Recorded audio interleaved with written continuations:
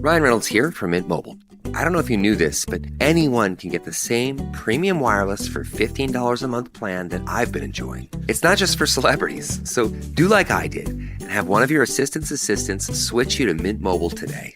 I'm told it's super easy to do at mintmobile.com/switch. Upfront payment of $45 for 3-month plan, equivalent to $15 per month required. Intro rate first 3 months only, then full price plan options available. Taxes and fees extra. See full terms at mintmobile.com. The last thing you want to hear when you need your auto insurance most is a robot with countless irrelevant menu options. Which is why with USAA Auto Insurance, you'll get great service that is easy and reliable, all at the touch of a button.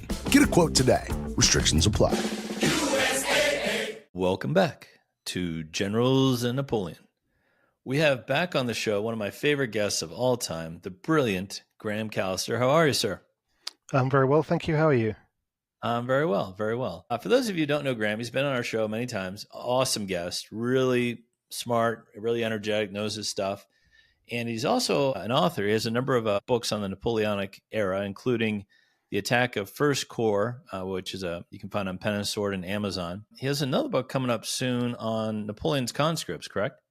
Yeah, absolutely. This is from Hellion this time. And they'll be looking at Napoleon's conscripts and conscription as an idea in the French army. It's not out yet, but should be out very soon. So keep a lookout for that. And it actually dovetails nicely into what we're going to be talking about today, which is conscription during the Napoleonic Wars. And just reading up on this, Graeme, it has been said that France was the first nation to introduce universal military conscription as a condition of citizenship. But conscription has been around for ages in Europe, correct? Yeah, that's right. If we take conscription to mean just compulsory military service, then it's been around more or less since the dawn of time. You know, if we look back at ancient civilizations, the duty to defend the community fell on every man. But even in societies that developed a separate professional military, like, for example, ancient Rome, there was still a reliance on aspects of compulsory service. And in kind of classical republican countries like Rome, like in ancient Greece, citizenship and military service are very much linked together. Now, this kind of compulsory service continues on through the Middle Ages, but by this stage we're getting towards things like compulsory levies, along with a military class, you know, the knightly class, who were generally privileged, but they were meant to offer permanent military service. Or at least permanent obligation when military service was demanded. Levies, more or less ad hoc, were only called up for short-term campaigns. But if we fast forward to the 18th century, kind of, you know, the precursor to what we're looking at today, armies are more permanent, they're larger, and they need to be manned. And various countries therefore bring in compulsory systems of service to get men into the military. Almost all countries retain a compulsory levy for their militia or the equivalent, the Landwehr, for example, in times of emergency. But some of these regular permanent forces are also increasingly manned by men kind of compelled to serve. So Prussia and Russia both had their version. Austria from the 1770s has a version of compulsory service. Normally these are just kind of regional based. So a region will be told, you know, you've got to raise a regiment, and how they do it is up to them. But a form of compulsory service is in place in a number of states through the 18th century. So it's not entirely new that we get an idea of compulsory service. But as we'll speak about later, I think, you know, the way that France does it in the Revolution, and especially under Napoleon, is quite different to what comes before. Well, let's kind of talk about the Royal Army in France before the Revolution. Consisted of a long service, regular volunteers, some aristocrats, primarily in the Navy and the cavalry, and then some foreign mercenaries. But like you mentioned, there was still conscription in local militias, right? Yeah, absolutely. So the pre-revolutionary milice, the militia in France, was selected by ballot from amongst everyone in their region. So the militia was a reserve force. It was only really meant to be called up and mobilized during times of war. And apart from that, you do a kind of a few weeks a year. And it was meant to be mobilized to take over reserve roles from the regular army. But militia service is really hated by the French peasantry before the revolution. It's one of the main complaints that comes out from rural Frenchmen in the Cahiers de Doléances. So the complaints that they're invited to make to the royal government before the revolution, or at the start of the revolution, And the complaint was partly about the fact of service. So men didn't like to be taken away from their families or their businesses or their farms, leaving their dependents without financial support. Some of it, though, was also about the pointlessness of it. Militia service is just for reservists. So there's less of a sense in militia service that you're kind of contributing to a wider national effort. So there really wasn't a huge amount of buy-in from men being called up. But absolutely, compulsory service was used in the militias before the revolution. Although I should point out that's not unusual. Britain, for example, had militia ballots throughout the revolutionary and Napoleonic period as well. Even at a time when it's one of the few countries that never puts conscription into the army, it still has compulsory militia ballots. Yeah, I could see why it would be hated, especially in the rural communities where you need every hand you can get for farming and raising crops and all that. So yeah, I could see why there was a resistance to it. What kind of happens then during the French Revolution that kind of kicks off this widespread conscription? I guess at this stage it's probably worth quickly defining what we mean by conscription. So in a broader modern sense of the term, conscription and compulsory service kind of mean the same thing. And this is compulsory service which can be imposed on whole populations on an ad hoc basis. But at the time, they had a slightly more refined understanding of it, and that's that conscription was a regular system of calling up named individuals. So the state doesn't just say something like, we want all 20-year-olds to serve, or we want all 20-year-olds in your province to serve. But they say, we have a list of all men and we want this specific group to serve on these specific terms.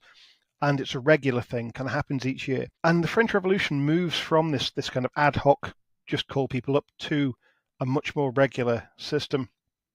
But it doesn't do so immediately. What happens in the French Revolution to really change things is pretty much threefold. First of all, Frenchmen are suddenly reimagined as being citizens. So there's a classical Republican belief that I mentioned before, that defense of the nation was the responsibility of every male citizen. So that comes back to the fore, and the belief grows that all men owe military service to the state if it's threatened. So we've got this idea, men are citizens. It's your patriotic duty to the nation. If you don't defend it, who will? And the second thing that happens is that the French revolutionary state was threatened, and the threat eventually becomes pretty big. So in April 1792, and partly in an attempt to rally royalists and constitutional monarchists and radicals all around a single cause, France declares war on Austria. Now this is meant to be a short, sharp war just to kind of get the country together, but it pretty soon escalates into a much bigger conflict. Within a month, Prussia declares war on France. The war starts going really badly for France. The monarch is blamed. The monarchy is overthrown. Relations with the rest of Europe tank. And by early 1793, France is at war with half the continent. Austria, Prussia, Britain, Spain, the Netherlands, major powers surrounding France are at war with them. So fundamentally, they need manpower to fight this war. They're being invaded by most of the rest of Europe. And the third issue, very much linked to this, is that the regular army had significant problems, even as the war was breaking out. As the revolution hit, these noble officers of the army leave en masse. A lot of them emigrate or resign, or they just stop doing their jobs. Morale is really low, desertion rates are high. The rank and file are not particularly well motivated. They are professionals. They're not necessarily motivated by the same revolutionary fervor as volunteers might be. So overall, the regular army is not in a great state. Now, the regulars do continue to fight well in the war, and they do provide the backbone of the army as it kind of grows through the war years. But it's very clear that more men are needed. So with these three things, with the idea that all men are citizens and therefore should owe service, with the war going badly and with the regular army in trouble, the revolutionary government needs to do something, and they decide first of all to call on volunteers, which doesn't have a great uptake, and then in early 1793 they decide they need more men, so they call on an extraordinary levy of 300,000 men in early 1793. Now, for context, that would more than double the French army. That's a lot. And these are going to be citizen soldiers motivated by patriotism, and these men with their extra motivation are going to sweep aside the armies of old Europe, even with their lesser training, even with less equipment. Their patriotic fervour is meant to carry them forward. So the call goes out. Many areas respond really, really positively, but of course some didn't. And in the main, it's the royalist areas that really don't respond well to this call-up of 300,000 men, with the Vendée, especially in the west of France, basically breaking out into open revolt because of this call-up. So from about March of 1793, the revolutionary government's facing this external threat from all of these countries. They're now facing an internal rebellion, and they're still trying to call men up. Not as many men turned up as they wanted, so by the summer of 1793, with the situation deteriorating and with actually half the country now in revolt, because in May, the Parisian Revolution had taken a turn that the rest of the country didn't like. So a lot of towns and cities and departments rose in revolt against the Paris revolutionaries. Half the country is in revolt. The government in Paris says, okay, we need more men. We can't just have 300,000. So they issue what they call the levée en masse. Now, this is in the context, like I say, of external enemies. France is invaded from the Low Countries, from Italy, from Spain. They're threatened on the Rhine. They've got all these internal revolts. So, this is a last gasp for the revolutionary government. But the levée en masse, sometimes called conscription, but it's really just an extraordinary levy. This is the call-up of every single man in France who's able to bear arms aged 20 to 25. Older men and women are encouraged to do their patriotic duty with things like war production, with helping provision the armies. The elderly are meant to go into the town squares and encourage everyone with patriotic rhetoric. This is meant to be a national mobilization. And it really is an attempt to mobilize the country as a whole. But from a military point of view, the kind of conscription idea is that every man in this age bracket is called up for service. Now, theoretically, that's meant to bring in 1.3 million soldiers. In practice, they don't get anywhere near that. It's maybe 750,000, but it still is a huge influx of manpower, which fundamentally does the job and saves the revolution. Through 1793, allows them to go on the offensive in 1794 and push the enemies away from France's borders.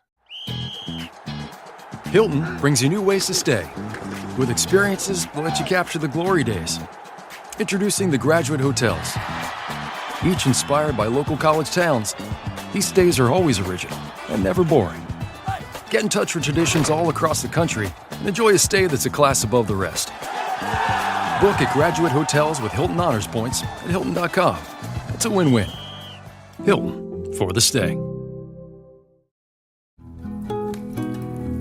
Campfire season's back, and that means s'mores. But when you're at home treating yourself, take them over ice with Dunkin' S'mores Cold Brew Concentrate. And suddenly you're always treating yourself. The home with Dunkin' is where you want to be. Click or tap the banner to shop now.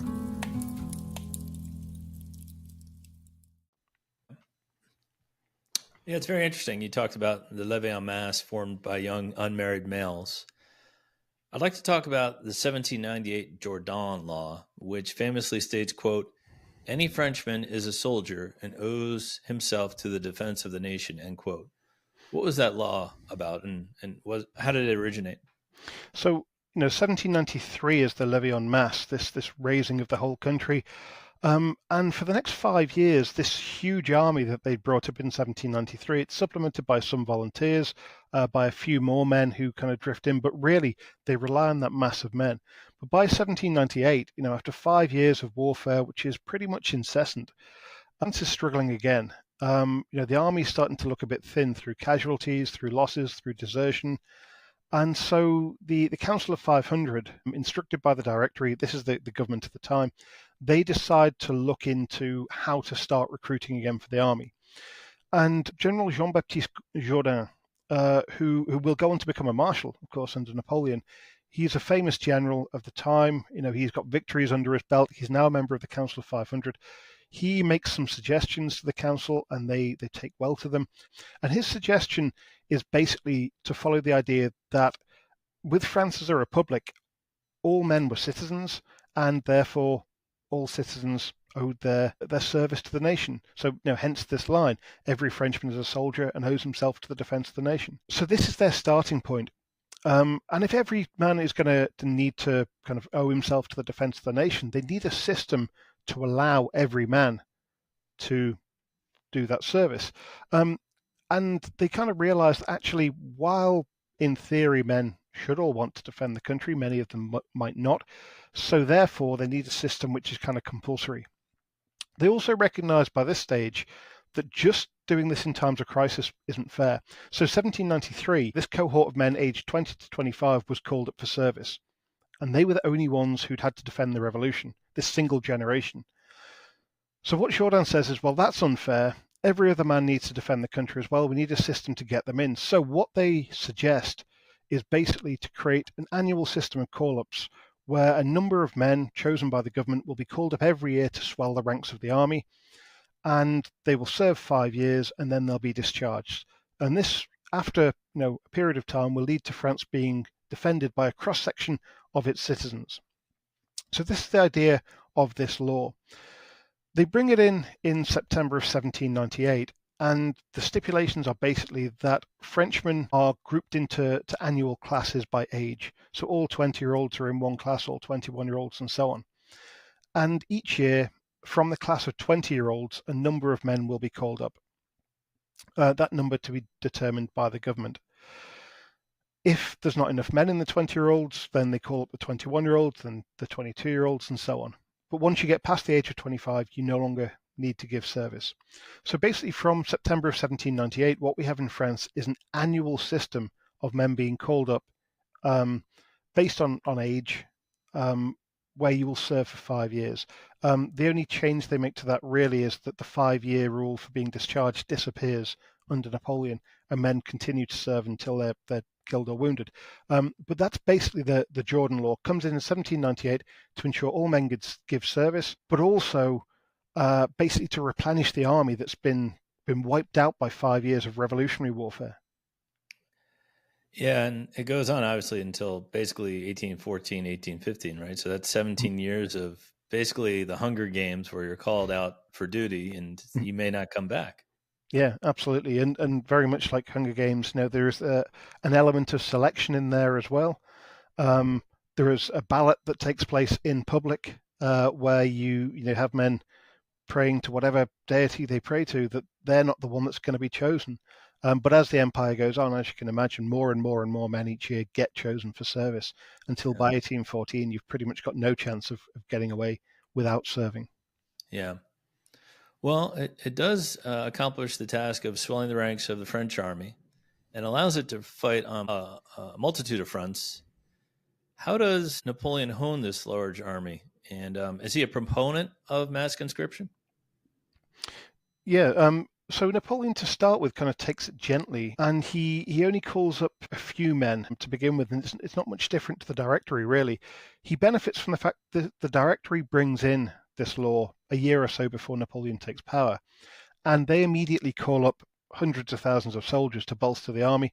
So when Napoleon comes in, he's already got an army that's been bolstered by conscription, so he can take things gently. So his first call-up, for example, in spring 1800 is only for 30,000 men. It's quite a modest number to call up. So initially, he seems to like the idea of conscription, but not be going mad with it. Later, as you know, he starts to call up hundreds of thousands of men a year, and he's very much by that stage convinced by it. Napoleon does have more faith in what he would see as professional soldiers than conscripts to start with. He prefers his veterans. So when at the end of the Revolutionary Wars they start discharging veterans, Napoleon actually offers them the chance that conscripts can pay a veteran to stay in the army on their behalf. So, if you're chosen for conscription, instead of going yourself, you just pay a veteran to re-enlist for you. And he says he does this because he wants the army to be useful, not made up of men who are reluctant to be there, but instead made of hardened soldiers. So to start with, Napoleon clearly has some doubts about conscription, perhaps, but he pretty quickly loses those doubts and starts conscripting on a much wider scale, especially from about 1805. Yeah, I see that it gives him 3 quick benefits. It's a quick reinforcement for his Army Corps. It gives him wider strategic reach as he holds more and more territory. And the morale, cohesion, like we talked earlier, being patriotic and promoting the nation's military endeavors. Yeah, I could see where it would benefit him, especially as the empire grows. The camp of Boulogne, though, does that allow him to train his army and these new conscripts, or is that pretty much just professionals up in the camp of Boulogne? So the camp of Boulogne certainly allows him to train some of his conscripts. Any of them that were brought in pretty much before the summer of 1805 would be able to benefit from the camp there. So, the Camp of Boulogne, as you know, is where Napoleon cantons his army ahead of this proposed invasion of England that never happens. And so for 2 years, from 1803 to 1805, the army is able to train, to build esprit de corps, and to integrate new conscripts into the veteran units. And this army from 1803 to 05 is a real mix of veterans from the early revolution, some conscripts from 1798 to 1802 who'd seen some action at the end of the Revolutionary Wars, and some new conscripts. So probably around 2/3 of the soldiers at the Camp of Boulogne were conscripts, and half of those conscripts had never seen service before. So what this camp really allows is the integration of those into existing units. These units are led by experienced officers. They've got very experienced non-commissioned officers. And it allows a very highly tuned military machine to come in. And although the conscripts over the next 2 or 3 years, from 1805 to say 1808, don't benefit from this Camp of Boulogne, what they do benefit from is moving into units that had this real cohesion, this real good leadership. And so the effects of that camp are felt 2 or 3 years down the line as well. It's not really till 1808, 1809, after mass losses and kind of changes in units, that the effects of that training are kind of lost. So the Camp of Boulogne is a real benefit for Napoleon, even if at the time of that camp, probably only 2/3 of the army are conscripts, and only half of those conscripts hadn't seen much service before. Yeah, how do they perform initially, these conscripts? They're pretty good. As we mentioned, with the training time, it means that although they're conscripts, they're no less trained than regular soldiers. I've looked at a lot of samples of soldiers from different regiments, and these conscripts don't perform any differently in combat to anyone else. What is interesting, between 10 and 15% of conscripts, depending on the regiment, seem to have deserted. But the vast majority of those desertions, if you look at when men joined and when they deserted, the vast majority come in the first 6 months of their service. So by the time the conscripts get to the battlefield, they've kind of weeded out the 10% who really don't want to be there.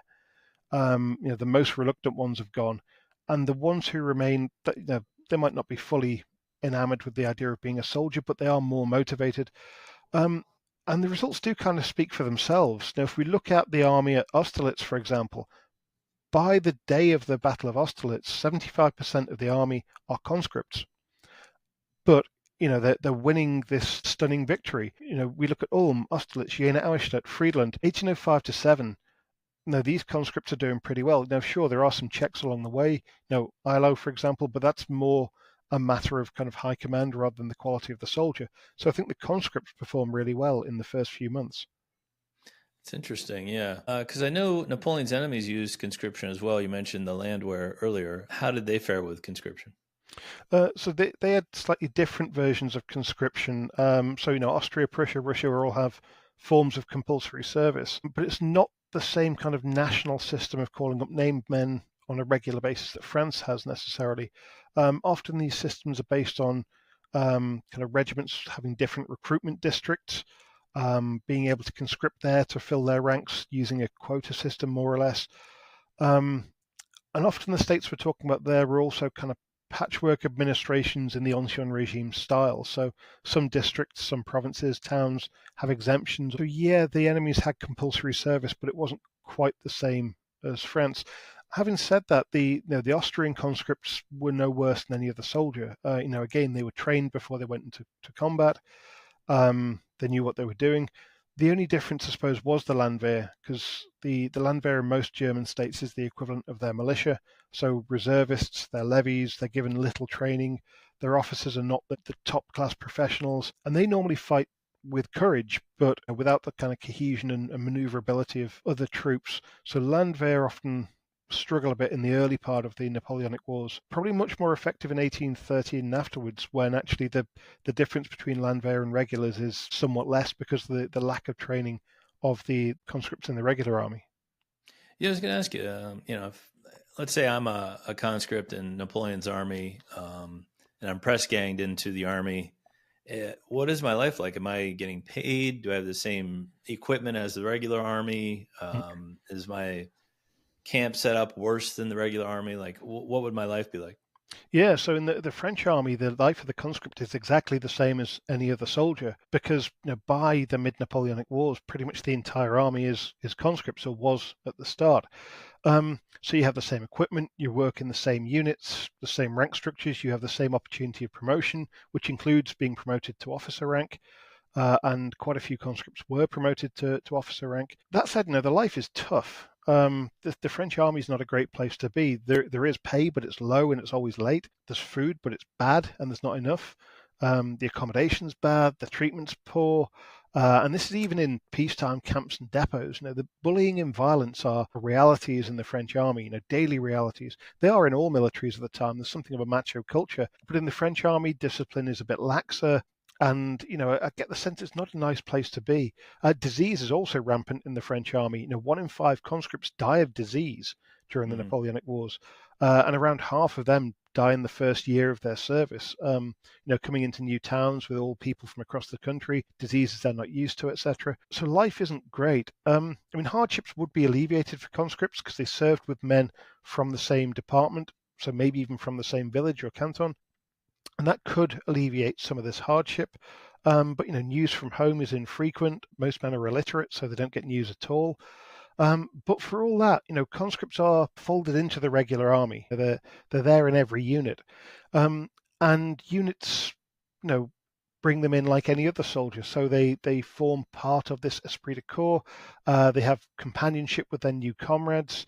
A lot of these conscripts are also, I suppose, used to some kind of borderline poverty and privation, so maybe the hardship of the army isn't that bad compared to what they're used to in civilian life. So it's tough, but they are treated like other soldiers. To look at the conscript's journey just really, really briefly, what happens is they're balloted in their home department for service, and if they choose what they call a bad number, they have to go into the army. They're assigned a unit based on their height and based on their occupation, and then they're marched in a group to that unit. Once they arrive there, they get enrolled in the army. They're assigned a battalion, they're assigned a company, they're given a few weeks of training. And earlier in the Napoleonic Wars, this training, this assigning them the battalion and company, this allows them very much to be mingled with everyone else and integrated into these existing battalions. So they really do become part of the units. Now, later in the wars, so from 1808, 1809, as the army is increasingly forming new battalions or even new regiments with only a cadre of junior officers and non-commissioned officers to provide the experience, then conscripts are kind of concentrated into single units, which isn't ideal. But earlier in the wars, they are really folded into the army. The equipment's also pretty good until after the Russian campaign. Equipment shortages, apart from for troops sent to Spain, equipment shortages normally aren't that much of a problem, but they become worse, as we go through the later wars. Yeah, let's kind of talk about that. We're now past the heyday of the empire where things are going great. So we'll talk about kind of the decline of the empire. The 1808 loss of a French corps to the Spanish at the Battle of Bailén has been blamed on poorly trained and supplied conscripts. Is this accurate? I think it's a really good example of new conscripts not being able to do what might be expected of veteran soldiers. For me, the fault at Bailén is really from the overall strategy, and General Dupont really should take most of the blame. But the fact that his army is this kind of ragtag bunch of conscripts, and not just conscripts, but conscripts in provisional units and new units, so not ones that have been kind of folded into these existing veterans. But they're new battalions. There's a few foreign battalions in there as well. It means that when he comes to get surrounded at Bailén, his tactical options are pretty limited. He doesn't have an army that can maneuver and fight and fire as well as others. The conscripts also probably contribute to him getting surrounded. Conscript regiments couldn't march as fast. They're not as inured to hardship and privation. They couldn't forage as effectively. They didn't maneuver as well. They didn't have the same kind of confidence. Certainly in his kind of account of things, the number of stragglers and sick in his column was one of the reasons that he had to slow down and eventually get himself surrounded as well. So the conscripts certainly contribute to it, But, I really blame Dupont. I think Dupont is a bad workman, and he's laying the fault at the feet of his conscripts. But this is kind of him blaming his tools. But nonetheless, yeah, Byland does really show that untrained men in untried battalions are not really as effective as veteran soldiers, and there are drawbacks to using conscripts in these new units. Yeah, we'll come back to that point shortly. By this time, you mentioned initially Napoleon was drafting 30,000 conscripts. That number went up to 60,000, and then quickly it's at 120,000 by 1810. So why this vast increase? I suppose two things. It's attrition and it's overstretch. So the campaigns of 1805 to 7 have been pretty bloody affairs, but the losses in Spain from disease as much as enemy action really were also a major drain. And then the campaign against Austria in 1809 was much more costly than that of 1805 had been. So by the time we get to 1809, 1810, Napoleon's struggling for manpower pretty much. Looking back on it, we kind of expect this progression of different campaigns through the Napoleonic Wars. But at the time, it was unusual to fight with that kind of intensity, to fight so many major campaigns and major battles. And this army that Napoleon has had in 1803 to 5 at the Camp of Boulogne, even bolstered by relatively modest annual conscriptions, was struggling to keep up with its numbers. I think there's some other factors too. Like in addition to losing conscripts, you're losing talented NCOs to casualties. You're losing generals like LaSalle and Saint Hilaire, and you're losing Marshal Lannes. So you're losing some top level folks as well. Yeah, absolutely.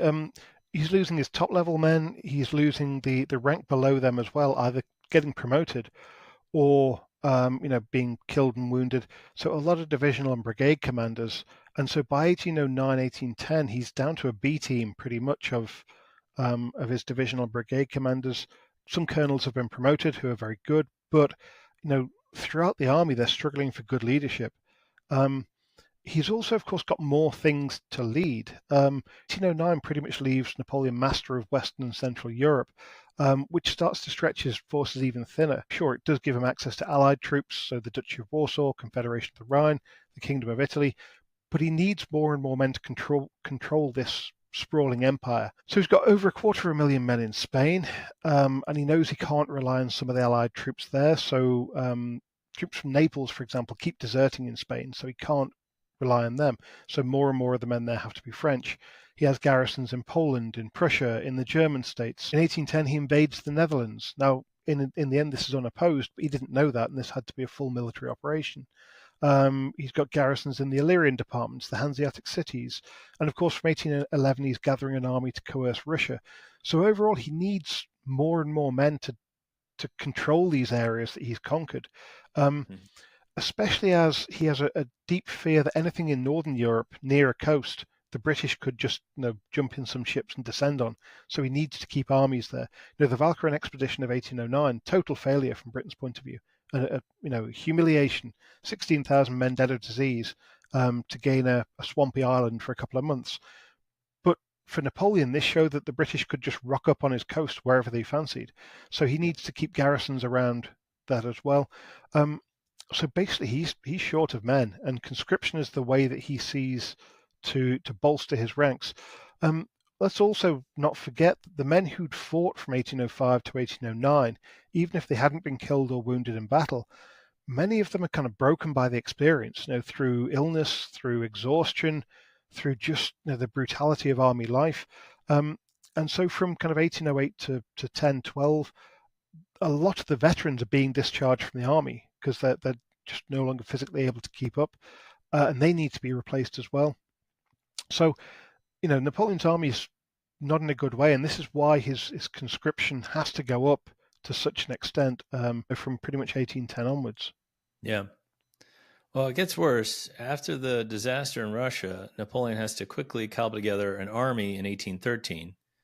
And these new troops are famously called Marie Louises because of their youth and, in reference to Napoleon's new wife, the Empress. How do these young folks do? I'd say, pretty creditably in terms of courage, but they're definitely not the veterans of yesteryear that made the empire. I think in 1813, the army he's got is too large, too unwieldy, doesn't have enough horses, enough transport. doesn't have enough trained artillerymen or engineers. There's not enough experienced junior leadership. Unit cohesion just isn't there, and therefore it doesn't get the best out of these conscripts. But within the parameters of what they're being asked to do, the conscripts fight pretty well. The high casualty rates of this campaign in 1813 certainly show they're not shirking the action. And if we look at the major failings of the French army, it's as much due to high command as it is to what the conscripts are doing. There are some major kind of operational blunders by all parties in the French army through 1813.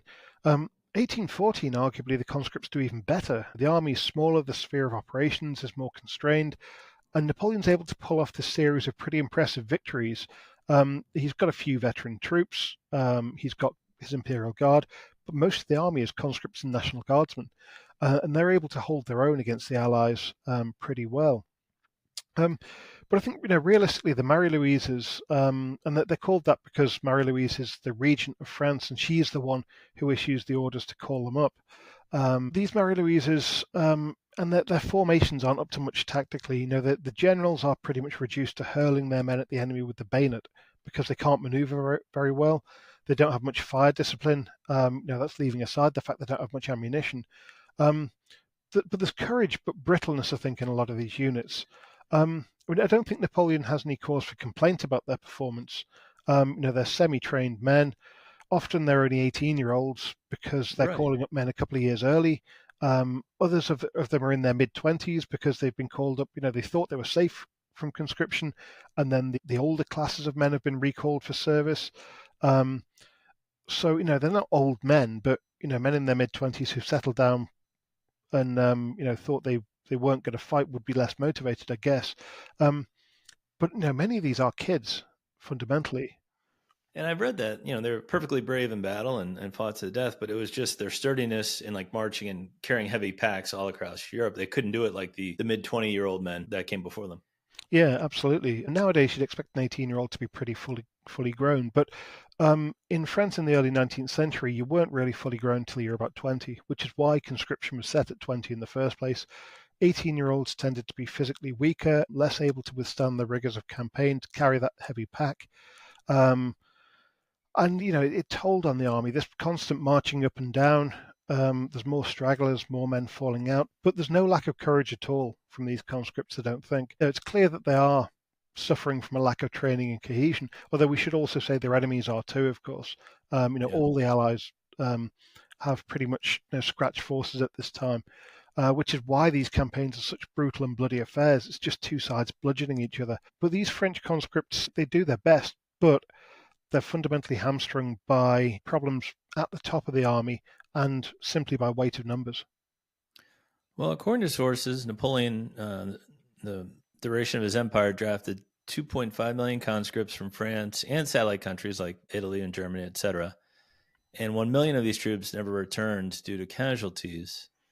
So did Napoleon's system of conscription work, do you think? It worked to the extent of giving Napoleon the manpower to embark on his conquests and his adventures. At no point does this system break down. So when the system's in place, it continues through the empire. And from about 1805, resistance and draft dodging as well are significantly worn down. So by the time we get to 1811, for example, only a negligible percentage of conscripts aren't showing up for service. It goes up again in 1813 after the Russian debacle, partly because it's older men being called up again, and partly because men have kind of heard what's happened in Russia and are more reluctant to serve. But the system really works in itself. Probably the most telling achievement, I guess, of this system is that by 1813, conscription is pretty much a rite of passage for young men. So when Napoleon issues these call-ups for and it's about 1 million men that he tries to call up between late 1812 and 1814, the majority of them do show up. Now, there is more draft dodging, like I said, in 1813, 1814, but the majority show up, even in those older classes who thought themselves safe. So that in itself shows the system is working. Men are still showing up even for this forlorn cause. Now, the system certainly does have its flaws. Not least, I suppose, in the perception that the rich could get out of it, while it's the rural poor who suffer the most. But if we look at the French population who didn't like conscription, there is really quite a good degree of buy-in from that population, though. They're not enthusiastic, but there's a kind of reluctant acceptance. So administratively, I think the system did work really well. I would say, though, that it is also a bit of an unwitting drawback for France. So knowing that he could simply replace soldiers with a stroke of a pen kind of might have made Napoleon a bit more blasé about losses, perhaps. And I do wonder, had he had to rely on just volunteers, just bounties, would he have had to become a more accomplished diplomat? Would he have had to be more of a circumspect general, more of a consensual leader of France? That's a really good point. Yeah, that's a really great point. So, conscription works, but does it actually kind of enable his follies and enable his megalomania even in the later years of the empire? Possibly. Well, yeah, I guess that leads me to my final question. Obviously, Napoleon has his downfall after Waterloo. So what is the legacy of not only conscription today, but Jourdain's law and some countries still have compulsory military service. So what is the legacy, I guess, of this? So it kind of in the immediate term, I suppose, the conscription works to basically make the French people more obedient to the central state. So, conscription is the blood tax. It is despised. And over 40% of conscripts die in service. Many others come home broken, or simply don't come home at all for different reasons, even if they're not dead. So this system isn't liked in any way, but it's part of a major change that occurs in France at the time. Because of the need for conscription, there's a bureaucratic machine created in France under Napoleon's empire that stretches from Paris down to every single town and village and hamlet in the country. So, every person in France is registered. They're all on lists somewhere in France. And it's because they needed to conscript that they created these lists pretty much. Now, these lists are held in the local town halls, in the department capitals, and in Paris. Prefects now know their departments intimately because of their need to enforce conscription. Mayors are drawn into the state administration for various reasons, but conscription is the main thing that they were made to do. And all of that remains after Napoleon's gone. So this huge administrative bureaucratic machine and network remains in place, and it was mostly created to enforce conscription. So the role of conscription in France's history isn't just a military one. It does play this big role in the development of a central bureaucracy. I would say conscription is abolished in 1814. When the Bourbons come back, Napoleon doesn't bring it back in 1815 when he returns for the Waterloo campaign, because he thinks it would be impolitic to do so. So, the actual system is dismantled in 1814, but this bureaucracy isn't. More widely, a couple of legacies to mention, I suppose. Demographically, conscription is the thing that, takes 2.5 million Frenchmen away, and 1 million of them, as you mentioned, die. Hundreds of thousands more were disabled for some reason or another. And if you look at France's population growth through the 19th century, it goes from 30 to 40 million people in the century before the First World War. So it grows by a third. So France has a massive demographic hit in the 19th century when, other countries are sprinting ahead in terms of population. And that's pretty much because of conscription. Economically as well, it leaves France struggling for manpower, especially manual labor. There's a couple of kind of more minor consequences. There's one bizarre one. So to avoid conscription, if you were 21 to 25, you could get married. And tens of thousands of men got married to, let's say, unsuitable brides, just to avoid conscription. So these might be women who are 50, 60, 70 years old, and the men marry them for form's sake just to avoid conscription. But of course, when the Bourbons come back, they outlaw divorce. So you end up with a load of these men married for 20 or 30 years to someone who they'd married from convenience, and neither party wants it, but they can't escape. It doesn't affect that many men, but that's an odd outcome. Slightly less negatively, I suppose, one legacy could be national unity. Men who'd been conscripted had served with others from across this varied nation. They'd been to different parts of the world. They'd seen other countries, and they'd come back to France. And they came back with stories of their travels, of course, but also stories of comrades, of friends from different departments and provinces that maybe made them feel more of this national whole. But I suppose, in the cold light of day, conscription, it's unpopular.